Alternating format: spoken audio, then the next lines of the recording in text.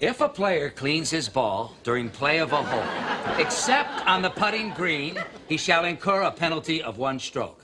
That's the rule, Jerry. But it's just a friendly game. Why do you always have to be such a stickler? Because that's the way I was raised.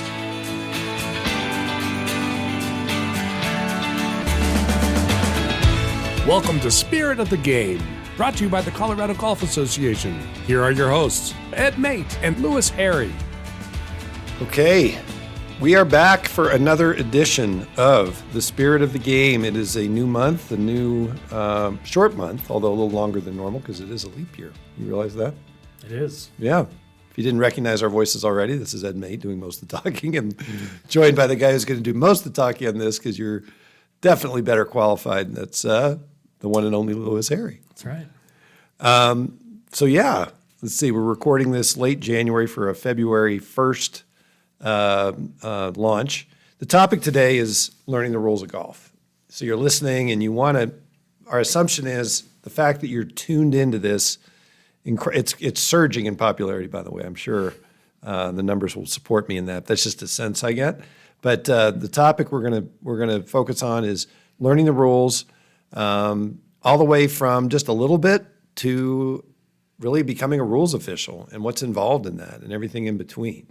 I'll just kick it off by saying that golf is the only sport, maybe other sports are similar in some regards. Maybe in tennis you call your ins and your outs and your double faults and all that, but golf is really the only game, particularly as you move up the ladder into more serious competition, where you really are your own referee. You have to call penalties on yourself. I've never seen that happen in any other sport. So there's sort of a baked-in requirement almost, if you're going to play golf, to know the rules a little bit better. Anybody can watch football on TV, and granted you're not playing, you don't need to know the rules. Football players don't need to know the rules. They just play the game. So what are your thoughts on just the surface of this conversation? I think it's interesting that in the rules of golf themselves, they're structured in a way to where in other sports, I think I've mentioned this on other podcasts before when we were talking about penalties and things like that, but I think what's interesting about the rules and the way they're structured in golf is that in other sports, it may be part of the strategy of the game to break the rules. In basketball, there's intentional fouling in basketball. Well, remember, there is one guy who did that. Well, aside from the outliers here, but yeah, you know who I'm talking about. Yeah, in football, maybe it's in your best interest to take a false start, sure, back 5 yards. The rules in 99% of the situations, there's no strategy in which breaking the rules should benefit you. Right. And I think it's interesting that in the way that works is, like I said, it's a very self-policing game. You're your own referee. In the way that works is that most players that need to know those rules to make their strategy in playing the game and in calling penalties on themselves, most players don't. I would say that if you break the rule book down, that some players know about 10% of the rule book and the other 90% is completely unknown, which I think David Stabler used to say 85-15. If you know 15% of the rule book, you're on pretty good footing, and you can mostly play a round of golf and get through okay without doing anything major. And the other 85%, leave that to the other people. I think it's more in reality closer to 10. A lot of people know about 10% of the rule book, but again, they're not the easiest rules to learn. I would say some of them are, but in basketball, I think you can learn some surface level rules in the game of basketball and get by. Same thing with, maybe baseball, soccer, maybe. I don't know. I'm not a big soccer guy, but I think in other sports, you can learn some surface level rules and really get by with learning how to play the game. Right. Golf is so unique to where you really do need to learn a little bit more than the surface level. Right. Well, probably the first piece of advice I always give when it comes to somebody who's really interested in learning the rules, they've expressed a real desire to do that, is absolutely master the definitions. I say all the time, this is not unique to me. Anybody who's studied the rules knows this, that the rules define the game and the definitions define the rules. And if you understand the definitions really well, that really is the foundation to build on. So whether you want to just get a better understanding of them, just get your mind around the terminology. Obviously, it's like speaking a language. You have to know those definitions. The other thing I would say, and I just thought of this, that's kind of should be added, and it was a really good addition to the rules in 2019, are the purpose statements. Because really, those purpose statements answer why. So if you understand why the rules are, and then you understand the definitions, then you're really in a solid spot to really dive into the book. Would you agree with that? Yeah, I would say so. Anytime I recommend people learning the rules, or their first time, either whether it's studying for an exam or they're just diving in on their own, I always recommend going through the definitions before you read any 1 through 25. Because again, you really need to understand how those terms work within the rules. A good example there was a temporary immovable obstruction ruling on tour recently, where there was a player's ball lost in a TIO, and however it unfolded, but the concept of known or virtually certain came up, and a lot of discourse on Twitter about people disagreeing about the rule, how the rule works, what happened to the ball, whatever the case was, and there was a lot of confusion around virtually certain.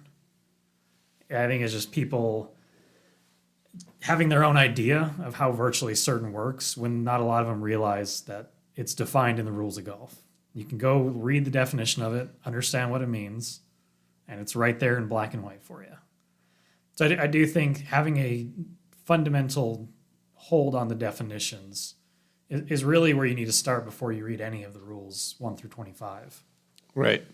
So if you look at, before we move up the ladder of interest to the casual all the way up to the geeks, that's the highest rung of the ladder, the geeks. I'm proud to be a wannabe geek now. I wouldn't even call myself a geek because my knowledge continues to slip a little bit every year, and the videos we do, I lean on you more and more heavily, and that's why we'd be out there all day to do one video if it were up to me. But I would say, and I'm just thinking out loud here, all the rules seminars I've done, the first of all, if you come to a rules seminar, you're already more interested than most. Than the average Joe. Right. But golfers, we could probably come up with 5 or 6 sort of monikers for these. You have the golfer, the guy or gal, usually guy, who's kind of the Rodney Dangerfield, in the room, is everything's a joke when it comes to the rules. Rules, what are rules? So you have a lot of people that kind of have that, at least.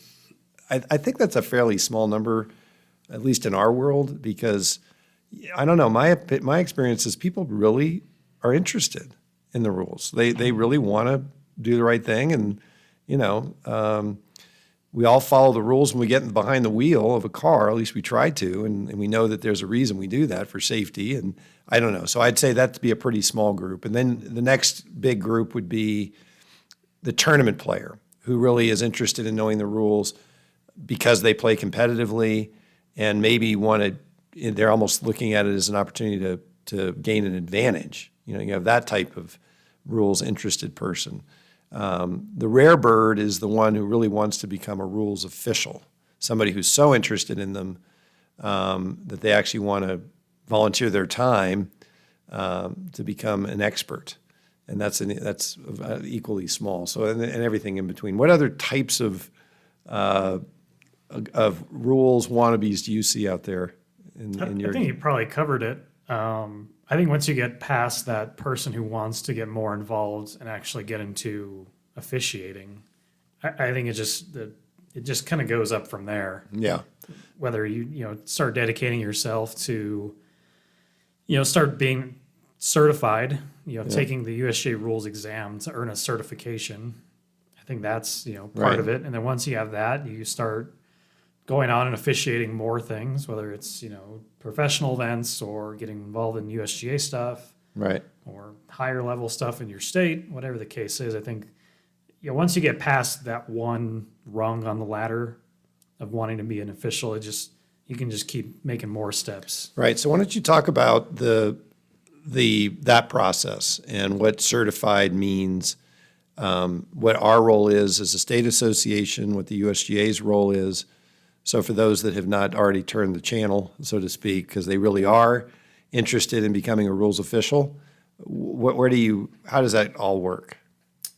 Well, I think it starts at your local level. I think anyone who wants to be an official or wants to get into rules officiating, I think the best place to start is with your AGA.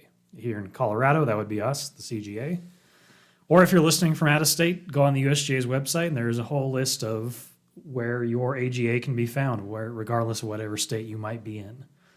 I think that's probably the best place to get started at the local level, because a lot of AGAs, just like us, they offer rules education, in whether it's their off season or during their season. Like we at the CGA, we do both virtual and in-person rules seminars. We try and cover a lot of material at each one. The idea would be that anyone who attends our rules seminars walks away from taking a piece of information they didn't have before.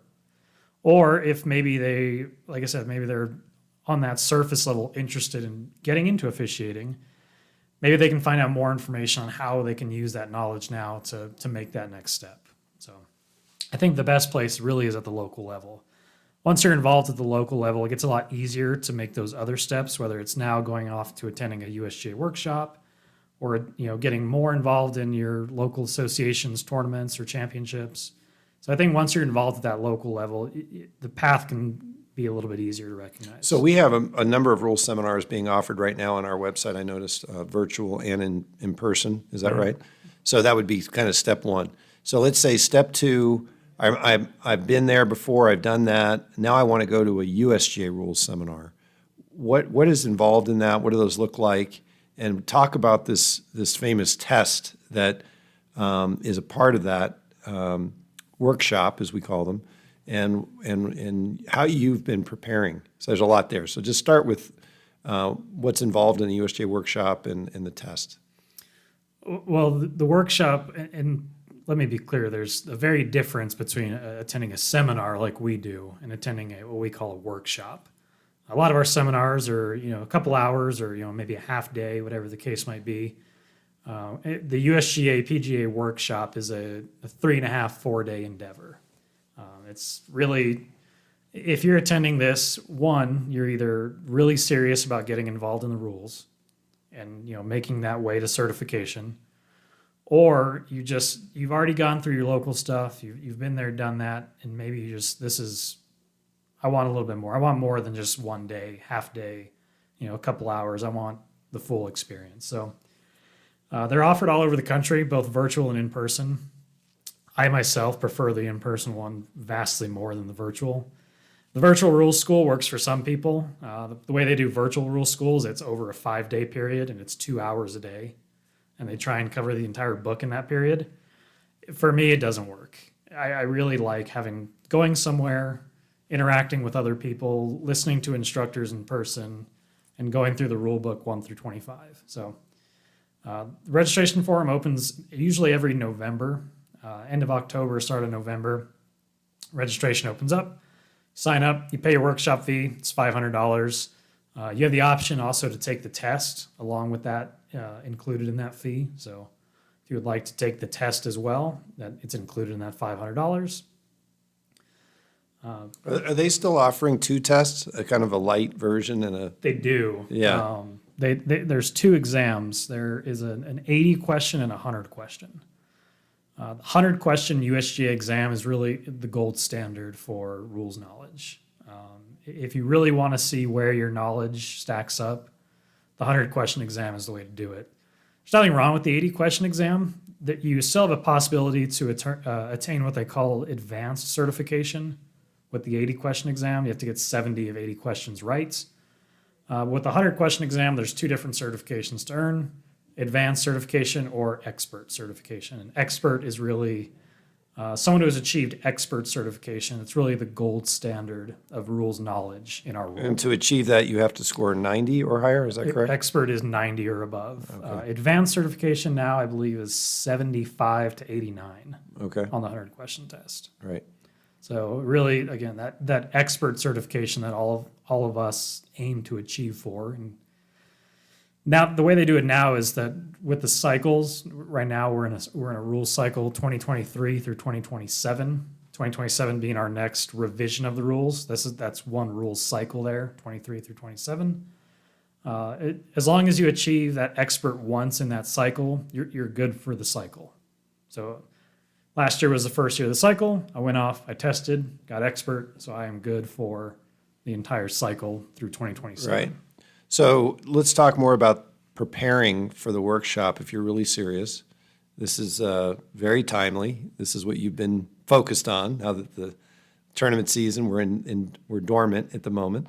So what have you been doing because taking that test is really a big part of your goal here. It's not just going and interacting and learning, that's part of it, but it's going to be quantified when you lights are on and the number 2 pencil comes out and you start grinding away. Well, in my case, it's a mouse instead of a number 2 Oh, pencil, okay. since I opt to do my test online instead of in Okay. person. But Yeah, maybe that would help me. I don't know. So how do you prepare for the test? Well, one thing I always tell people who have never taken the test before, or it's their first time taking it, or whatever the case is there's no way to rely on a lot of people say, oh, I've played golf for my whole life, or I've played golf for 25 years. I know the rules and I can do it. There's no way to rely on just your knowledge of playing golf to get through the exam. Honestly, it's a recipe for failure. It does take a lot of studying. It takes a lot of time commitment to put your nose in the book, take practice exams, do all those things to really get the score you want. If your goal is a 70 or a 75 on the exam, then do what you need to do. But for the people like me who aims for 99s, 100s, whatever, that's my ultimate goal. My high score on the exam is 95 to this point, so 100 is still out there. And my exam for me is 1 week from Wednesday, so the lights will come on January 31st this year. Even though, like I said, even though I've already tested expert in this cycle, I still like to do it every year to keep fresh. Yeah, like I said, I'm a rusty on this. I started taking the rules test in the late 80s, casually, kind of like you described, just kind of a drive-by. The osmosis, hope I've picked up enough just rubbing elbows, and then really asserted myself probably in the mid-90s when I really started to try and was able to crack into the 90s. You're absolutely right. It's a commitment. You have to try. Particularly, some people are better test takers than others. And really, said more specifically, some people are better readers, comprehenders, and they're just more careful. Because the test is, if you're a sloppy reader, if you struggle, it's a marathon. It's 3 hours. Half the test is 50 questions. 4 hours. Is it 4 hours? Okay, 4 hours. Oh my gosh, I'd forgotten. It's been a while. But half the questions, the first 50, you are not allowed to use materials, so it's closed book, and the second half is open book. I always preferred the closed book because I just felt like, because the stress of, and I tried to manage my time accordingly, which was advice that a lot of experienced test takers would give. Manage your time, maybe 2/3 of your time for the closed book, so you have time to, because theoretically you shouldn't miss any questions on the open book if you know how to use the materials properly. So that worked fairly well for me. Another piece of advice was answer both parts without any materials and then go back. Yeah, that's what I do. Yeah. I treat both parts as a closed book exam. Yeah. If I can try and get through the question without going to my reference materials, then I only do it if I need to. Yeah. Because if you go through the open book exam and you're a page flipper on every question, you're either going to run out of time, or you're just going to start finding useless stuff. Right. You're not going to get to the heart of the problem. Right. So Yeah, and if you find that really resonates with me, because I would, and I got better at this over the years, in just recognizing I'm chasing my tail here. Let's just skip this one and come back, because if you don't manage it, that's like 101. Manage your time. Yeah. Make sure you don't get stuck there, because many times you'll see a question like, all of the following are true except. So first of all, I don't think they do that anymore. That's just kind of almost sneaky, because if you don't read it, all the following are true, and you see the word true, which is usually in all caps, so that's just sort of gamesmanship almost. They're trying to trap you. But my point about that particular style of question, you may have to look up 5 things to get, usually you can eliminate 1 or 2 right away, but you're going to have 2 or 3, I'm dating myself, decisions to look up or to locate, interpretations, because they're usually not really just straight away, So we kind of glossed over that with the format of the test. It's a 100-question test, and all the questions are multiple choice. Right. 4 answer multiple choice. Yeah. On both versions, 80 or 100. They're all 4 answer multiple choice. And really, if you can go into the question and eliminate 2 of the answers right away, you give yourself a pretty good chance. One of the best pieces of advice someone gave me, and this was like 2 or 3 attempts into taking this exam, was read the last sentence of the question first. And the reason why they say that is because usually the last sentence of the question is what you're trying to find. Is asking what you're trying to find. Yeah. A lot of times it's, how many penalty strokes does this player get, or what is the score for the hole, or what is, true, or what is the ruling. Yeah. So if you know what they're asking you to find, that kind of helps you read the question a little more selectively. Right. No, that's good advice. It's kind of like all the questions I ask are like 20 sentences led up to maybe, the final sentence, which is actually the question. So anyway, I kind of didn't really answer one of your questions. Back to how I study for the exam. Yeah. So our tournament season usually ends first weekend of October. And like I mentioned before, the workshop usually opens up around the 1st of November. So between our tournament season ending in October and workshops starting to open, I usually take that roughly 1 month time frame and read 1 rule a day. There's 25 rules in the book as of 2023. So somewhere in that that 1 month time frame, I can get 25 days, and I'll read 1 through 25, 1 a day. So you're done with that? You did that already or not? Checked off the list a long time ago. Oh, okay. So before workshop registration even opens, I've usually read 1 through 25. Okay. Now let me ask a question. When you say read, you literally are just reading it. Just reading it like a book. Okay. I'm not trying to. I am trying to learn stuff, and I'm trying to retain information, but I'm just reading it. Yeah. So what I do is I read it out loud to myself. Yeah. Okay. Like I'm almost trying to teach myself. Right. What I'm reading. So I usually try and read it once all the way through 1 through 25. After that, I'll read the definitions. I'll take a week and read the definitions just over and over again. And then leading up to Thanksgiving, I'll do the same thing. I'll read 1 through 25 again. So usually before December 1, I'll have gone through the book twice. Gone through 1 through 25, definitions 1 through 25. And then in December is when I usually start taking practice exams. I usually try to do 20 questions a day, 25 questions a day, just boom, boom, boom, boom, just do them in the morning, one sitting, just do them. Mm-hmm. And I'll alternate topics. What I usually like to do, especially as I get closer to the exam, I'll go back on my old exams and see what topics I didn't score as well on. And I'll focus my questions on those specific topics. So if I didn't exactly, let's just say I didn't do well on dropping as a topic, I'll do 20 questions solely just on dropping the ball. And the practice tests allow you to do that, where you can be that. Mm-hmm. You can kind of choose an area, test me on the following. Yep. See, this is all new to me. I haven't. These tools are helpful. So then, usually, so like I mentioned, I'm taking my exam on the 31st of this month. As of when the calendar flipped over, as of January 1, that's when I started upping my question count each day. Instead of doing 20 or 25, maybe it's like training for a marathon. Maybe now I do 35 or 40 questions. And usually, when I get to about 2.5 weeks out from the test date, I'll do 50 a day. Because it kind of simulates one half of the exam being 50 questions. Right. So I usually do 50 a day. Well, and there's no doubt, and people say, what's the best way to study for the exam or to score well on the exam? It's to practice. It's like anything else. It's just like golf. You got to go practice, and there's only one way to do it, and that's to read questions. You can put your nose in the book and, try to, run around, read the entire. What do we call it now? It's interpretations. What do we call that book? The guidebook. What do we? Yeah. Well, it used to be the decisions book is the official guide. And The official guide? Instead of decisions. Well, it went from decisions Clarifications. prior to 19 to interpretations from 19 to 22.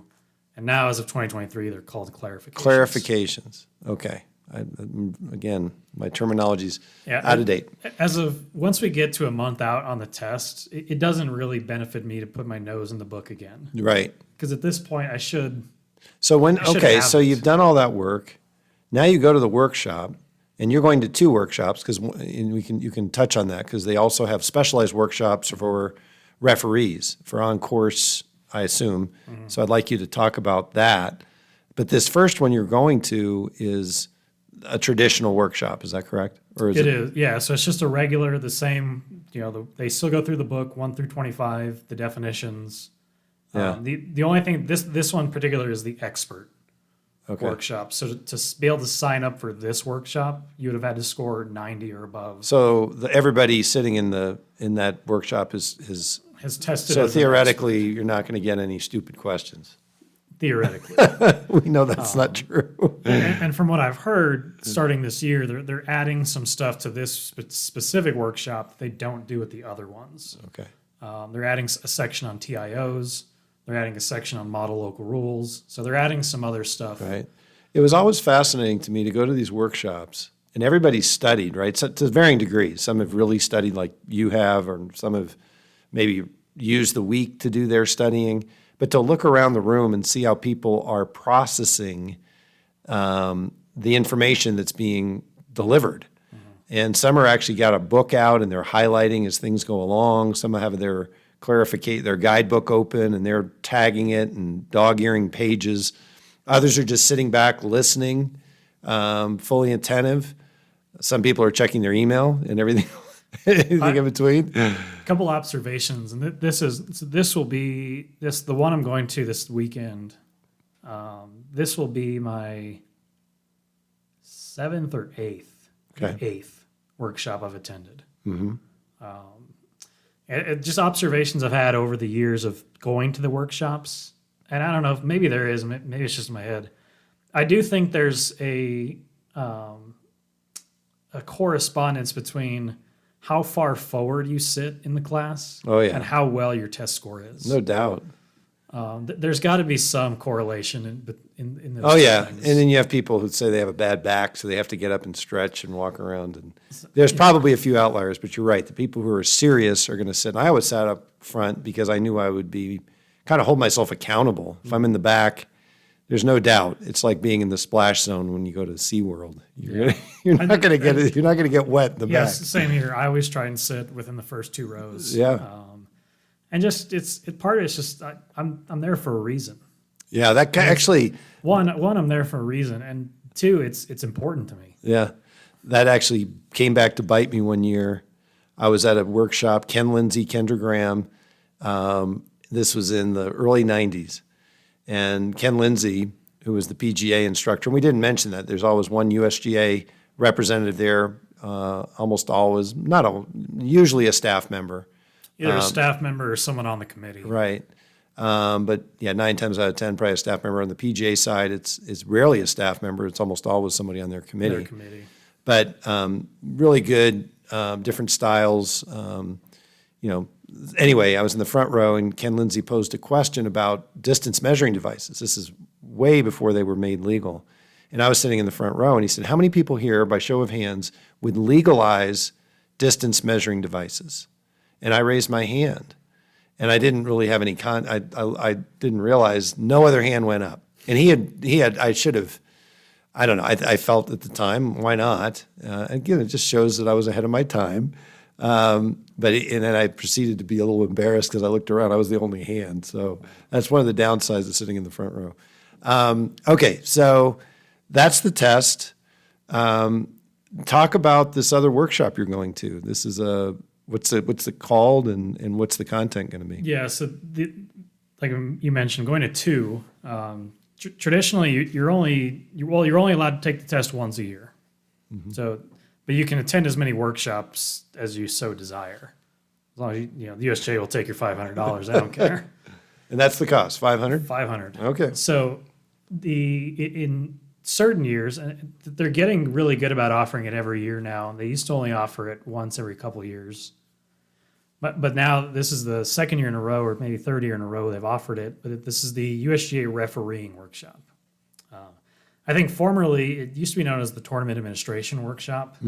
But I believe now they're calling it the refereeing workshop. And this is solely focused not so much on the rules like they do in the regular workshop. It's solely focused on course refereeing, how to walk into a situation, how to deal with a player, how to recognize different elements of a ruling, how to process that information, how to do those things when you're on course in a refereeing capacity. A bit different. They don't necessarily have a PGA instructor and a USGA instructor. They bring in a lot of tour staff from all the tours that come in and help teach some of that material. A lot of the USGA rules departments there and in that capacity as well. So it's structured a bit different than the regular workshop. What I'm looking forward to about this one is they do it at TPC Sawgrass, and they do it about 6.5 weeks out from the Players Championship. So a lot of build out is going on at TPC. We get the opportunity to go on course, walk through how to, markings, course setup, doing the rulings, stuff like that. So it's just structured a bit different than sitting in a hotel ballroom looking at a PowerPoint for 4 days. Right. And have you been to this one before? I have not. This will be my first one. No, that's great. Well, and we talk about this all the time, what it takes to be a good rules official. The test is really kind of like sitting for the bar. But just because you pass the bar doesn't mean you're a good lawyer. Right. And all the other bedside manner and people skills come into play. And some of that stuff you can learn and some you can't. There's a certain amount of common sense and personality that's sort of part of that equation. And frankly, it's harder to find those qualities. That's sort of a natural gift almost. And I wouldn't say anybody. And if you can score 100 on the rules test, that's amazing. I've never scored 100. That's incredible to me. And you know the rules. And there's no doubt people who say, well, I know the rules just as well, I just don't take tests as well. I would push back on that. If you got 100, you know the rules better than somebody who scored 95. And it's not just because you're a better test taker. The better you know the rules, the better you score. And now some people, again, are going to, but at any rate, I would rather have somebody that said who scored 95 and has a personality than somebody who scored 100. Well, I always likened it to speaking of my PGA background here, there's probably a lot of people out there who are phenomenal teachers of the golf swing, but they can't play worth a lick. So they'll never be a PGA member, a PGA professional, and pursue teaching golf that route. Right. But they might be phenomenal teachers of the golf swing, and they might have that knowledge, but maybe they just can't get past that one part of it. Same thing. There might be some people who have phenomenal bedside manner and interact with players super well, but maybe they just keep scoring 87, 88, 89, 88 over and over and over again. They just can't get to that expert level certification on the exam. Yeah. Also, another analogy I think of is golf course designer Seth Rayner. I just found this out recently. Never played golf. I did know that. That's unbelievable. And here's a guy who worked with C.B. McDonald, one of the greatest designers ever. He never played golf, and he kind of kept it that way on purpose. He thought it would taint and give him an agenda that there was a certain objectivity that came from not being distracted by the chasing a white ball. I can't wait to meet the rules of the referee that doesn't play golf. Yeah. That would be something else. Well, there's definitely referees who play very little golf, either because they've aged out of the game or they just and the other problem is if you're serious about it, it takes most of your time. It's such an amazing commitment of time if you really, and I'm just in awe of these people who do it as volunteers, particularly on USGA committees, and travel the country at their own expense and work from sunup to sundown. It really is a special type of person that is attracted to this. All I can say is I'm blown away at how hard you've worked to get ready. And if you don't score 100 on the test, it won't be for lack of trying. That's for sure. Effort. Yeah. For sure. The nice thing is that, since I already have an expert certification for this cycle, since I scored expert last year, in a way, some pressure is off. Yeah, that's true. I can go in there and I can just take the tests freely and, see what happens. Well, and the other thing, when you take it every year, you stay sharp. And if you let time pass, just like a language, that is a very, very much an analogy. If you don't use a foreign language, you will lose it. Mm-hmm. Same is very much true with the rules and taking that test. I noticed that I was very proud of the fact that for the first maybe 10 times I took the test, my score went up. And then it finally, my ceiling was 98. And then it fell back. And it happened to fall back at a time when I took 2 or 3 years off.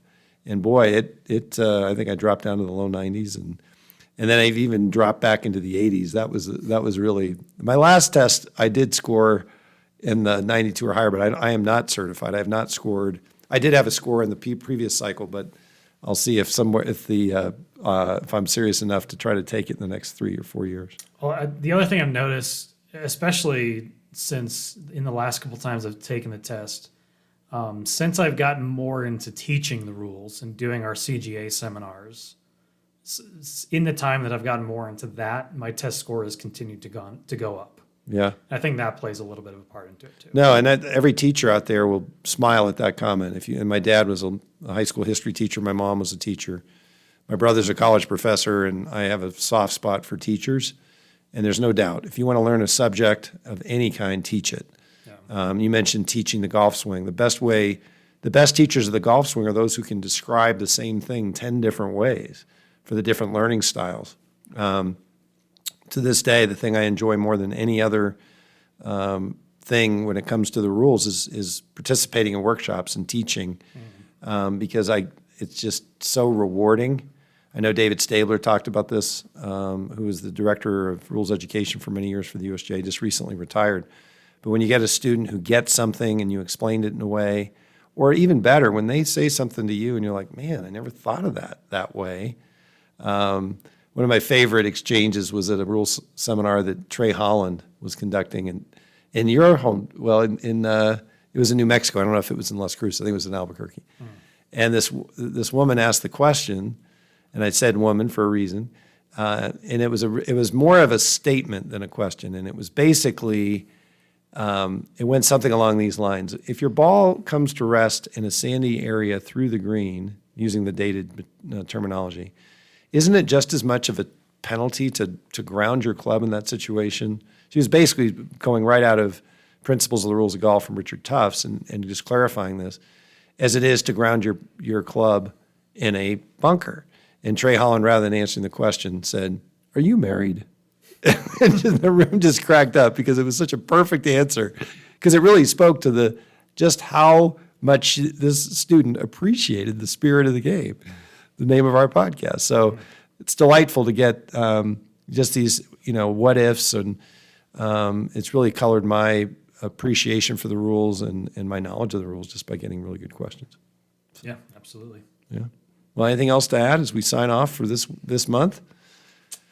No. Okay. Well, as of when you're hearing this podcast, I will have already taken my rules exam. So. All right. So we'll have to remember that when we come back on March 1st, we're going to announce. You're going to be okay to disclose your score? Are you going to? As long as the USGA turns my results around that quick. They're usually, ever since they started doing the online proctoring, they've usually been pretty good about getting the scores back sooner. Do you find that the online clicking a mouse is there something about that specifically? Because I know, in all seriousness, I joked about the number 2 pencil, but I more than once missed a question because I misbubbled.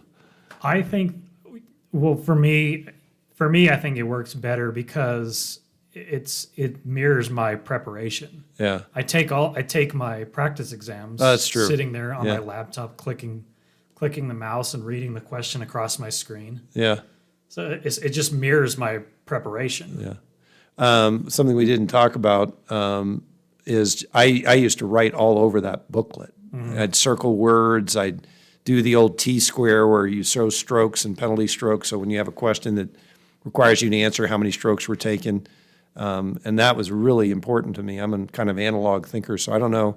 Do you still do that? Because trying to I keep some scrap paper Yeah. on my desk Yeah. because I do the same thing. I make the T chart Yeah. when I'm counting out strokes. yeah. So like you used to do it in your test booklet. I just keep a scrap piece of paper. Yeah. All right. Well, I'll say a prayer for you on January 31st, or put out some good vibes into the golfing gods universe. But I like your chances. What's the saying? Proper preparation prevents poor performance. Well, Something like that. you've done all the P's and crossed all the I's and T's. Yeah, no, it's like I said. I think having that benchmark already set, that the certification has already been earned, I think that helps going forward. And like I said, every year, as I've been doing more teaching of seminars and refining my preparation, my score just continues to go up. So, Well, if you're lucky enough to attend one of Lewis's rules seminars between now and the start of the season, you will benefit from it. I've worked with a lot of really good rules people, and one thing I know about your style is you are almost always accurate in what you say. What I mean by that is you don't misspeak. It's easy to, you just take them, and that ability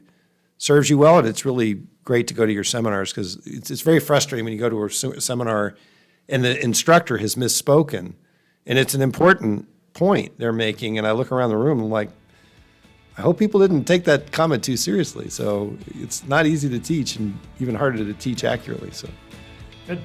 all right, that's it for this month. Until next time.